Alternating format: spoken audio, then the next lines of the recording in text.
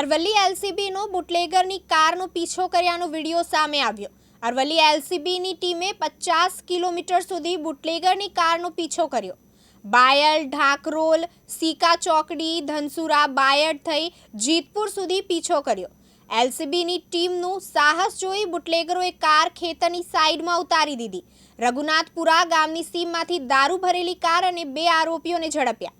6,91,945 રૂપિયાનો વિદેશી દારૂ, કાર સહિત 17,01,945 રૂપિયાનો મુદ્દામાલ કબજે કર્યો। આજરોજ માનનીય ડીઆઈજી સાહેબ શ્રી ગાંધીનગર તથા એસપી સાહેબ શ્રી અરવલ્લી નાઓની સીધી સૂચના અને માર્ગદર્શન મુજબ અરવલ્લી જિલ્લાની એલસીબીની team Modasa rural police station ખાતે પ્રોહિબિશન બાબતે વોચમાં હતી। તે દરમિયાન ત્યાંથી સિલ્વર કલરની કિયા સેલ્ટોસ ગાડી, જેના નંબર છે GJ01KZ0216, તે ત્યાંથી પૂર ઝડપે અને સ્પીડમાં નીકળી જવા પામેલ।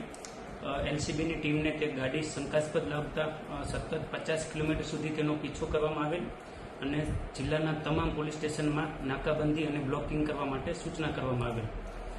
તે દરમિયાન આંબલિયારા પોલીસ સ્ટેશનની હદમાં રઘુનાથપુરા ગામની સીમમાં જે કાર ચાલક છે તેને ક્યાંયથી ભાગી જવા માટે રસ્તો ન મળતા કારને રોડની નીચે ઉતારી ખેતરમાં લઈ જઈ અને પોતે ગાડીમાંથી નાસી જવાની ફિરાકમાં હતા। તે દરમિયાન એલસીબીની ટીમ ત્યાં આવી જતા કારમાંથી 2 આરોપીની ધરપકડ કરવામાં આવી અને કારનું સર્ચ કરતા કારની અંદરથી 6,91,945નો વિદેશી દારૂનો જથ્થો જપ્ત કરવામાં આવેલ તથા જે કિયા સેલ્ટો સિલ્વર કલરની ગાડી છે તેને પણ જપ્ત કરી અને ટોટલ 17 લાખનો મુદ્દામાલ આંબલિયારા પોલીસ સ્ટેશન ખાતે લઈ જઈ અને વધુ તપાસ માટે પોલીસ સ્ટેશન ખાતે રાખવામાં આવેલ છે।